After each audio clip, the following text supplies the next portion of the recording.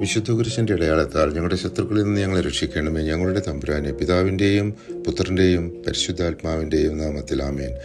Solomon ദേവാലയത്തിൻ്റെ പണി പൂർത്തിയാക്കാൻ 7 വർഷമെടുത്തു. ഫലങ്ങളും വിടർന്ന പുഷ്പങ്ങളും കൊത്തിയ ദേവദാരുപ്പലയ കൊണ്ട് ആലയത്തിൻ്റെ ഉൾവശം മുഴുവൻ പൊതിഞ്ഞിരുന്നു. എല്ലായിടത്തും ദേവദാരുപ്പലയകൾ, കല്ല്, തെല്ലും ദൃശ്യമായിരുന്നില്ല. കർത്താവിൻ്റെ വാഗ്ദാന പേടകം സ്ഥാപിക്കുന്നതിന് ആലയത്തിൻ്റെ ഉള്ളിൽ ശ്രീകോവിൽ സജ്ജമാക്കി. അവനത് തങ്കം കൊണ്ട് പൊതിഞ്ഞു. ദേവദാരു കൊണ്ട് ബലിപീഠവും നിർമ്മിച്ചു. ശ്രീകോവിലിലെ ബലിപീഠവും അവൻ സ്വർണം കൊണ്ട് പൊതിഞ്ഞു. സോളമൻ കെരൂബുകളെ ശ്രീകോവിലിൽ സ്ഥാപിച്ചു. ഒലിവ് തടിയിൽ തീർത്ത ശ്രീകോവിലിൻ്റെ 2 കതകുകളിലും കെരൂബ്, ഈന്തപ്പന, വിടർന്ന പുഷ്പങ്ങൾ എന്നിവ കൊത്തി. എല്ലാം സ്വർണം കൊണ്ട് പൊതിഞ്ഞു. ദേവാലയ നിർമ്മാണത്തിനു ശേഷം സോളമൻ 13 വർഷം കൊണ്ട് തനിക്ക് ഒരു കൊട്ടാരം പണിത് പൂർത്തിയാക്കി. ന്യായാസന മണ്ഡപവും അവൻ നിർമ്മിച്ചു. തറ മുതൽ മുകളറ്റം വരെ ദേവദാരു കൊണ്ടാണ് അത് നിർമ്മിച്ചത്. മണ്ഡപത്തിൻ്റെ പിൻഭാഗത്ത് തനിക്ക് വസിക്കാൻ അതേ ശില്പവേലകളോടുകൂടിയ ഒരു ഭവനവും നിർമ്മിച്ചു.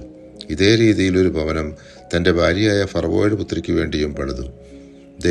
ദൈവത്തിന് ആലയം പണിയാൻ 7 വർഷവും തൻ്റെ കൊട്ടാരം പണിയാൻ 13 വർഷവും എടുത്തു എന്നത് ഒരു വിരോധാഭാസമായി തോന്നാം. വാഗ്ദാന പേടകം ദാവീദിൻ്റെ നഗരമായ സിയോനിൽ നിന്ന് കൊണ്ടുവരാൻ സോളമൻ രാജാവ് ഇസ്രായേലിലെ ശ്രേഷ്ഠന്മാരെയും ഗോത്ര നേതാക്കന്മാരെയും ഇസ്രായേൽ ജനത്തിലെ കുടുംബത്തലവന്മാരെയും ജെറുസലേമിൽ വിളിച്ചുകൂട്ടി. പുരോഹിതന്മാരും ലേവ്യരും ചേർന്ന് കർത്താവിൻ്റെ പേടകവും സമാഗമ കൂടാരവും അതിലുള്ള വിശുദ്ധ പാത്രങ്ങളും കൊണ്ടുവന്നു.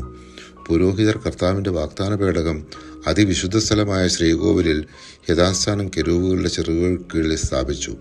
കെരൂബുകൾ പേടകത്തിന് മുകളിൽ ചിറകുകൾ വിരിച്ച് പേടകത്തെയും അതിൻ്റെ തണ്ടുകളെയും മറച്ചിരുന്നു. മോശ ഹോരേബിൽ വെച്ച് നിക്ഷേപിച്ച 2 ശിലാഫലകങ്ങളല്ലാതെ പേടകത്തിനകത്ത് ഒന്നും ഉണ്ടായിരുന്നില്ല.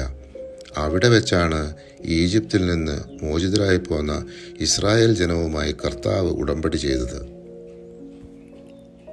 പരിശുദ്ധാത്മാവേ, തിരുവചനത്തിൻ്റെ അനന്തശക്തിയാൽ ആത്മാവിൻ്റെ ബലങ്ങളും ദാനങ്ങളും നൽകി തീക്ഷ്ണതയാൽ ഞങ്ങളെ ജ്വലിപ്പിക്കണമേ. ആമേൻ.